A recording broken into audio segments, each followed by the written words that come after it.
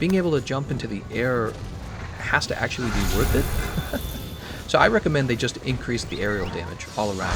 I think maybe Capcom is afraid that if the aerial damage is too good, it's going to be too strong of a weapon, but I say they just throw that idea out and just go all in.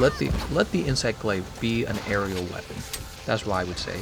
The Kinsect is the same way it's always been. It does now have an upgrade. What you do is you can have your Kinsect consume one of your Slinger Pods, and this means it's going to have kind of a buff to it after it consumes it. It's going to have more stamina, and it can grab like 2 of the buffs from the monster when you grab those buffs, and then you can bring them back and I guess fill up your buffs faster. But I feel like the buffs continue to feel like this needlessly, it's like a chore basically.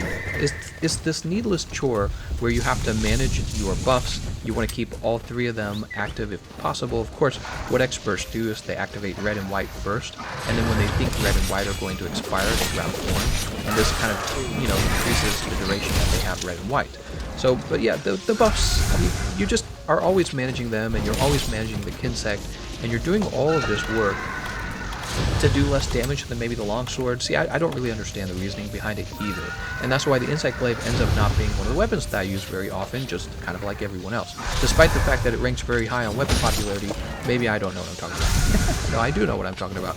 I suspect the weapon popularity list is biased, because I suspect it's actually still based on the weapon popularity from the base game. It would have been interesting if Capcom totally reset the list once Iceborne launched, but I don't think they did. So anyways, with the Insect Glaive, I'm just curious where it'll be in the future. I think it has a lot of opportunity as being one of the most interesting aerial weapons to play in the game, but it continues to play kind of like second fiddle to aerial hammer. Hammer just knocks it out, man. So we'll have to see where it goes, really. Alright, well that's enough about the Insect Glaive. Let's talk about the last weapon on our list, the Lance. So the Lance is also like the Hunting Horn in the sense that it's one of the least popular weapons in the game. In fact, on one of the platforms is at the very bottom in last place. It was also the very first weapon that I learned to use.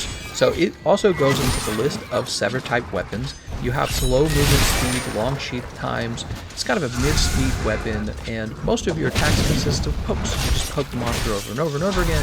It's a very simple moveset, and then when the monster tries to attack you, you counter-guard the monster, or you counter-attack the monster. That's when you guard and attack at the same time, and you just kind of keep your attack chains going, okay? So the Lance is probably the best weapon in the game for guarding. It also has the ability to chase after monsters using its dash attack, as well as being able to jump into the air and dealing a little bit of mount damage to get one free early mount on the monster. So it does, it does a number of interesting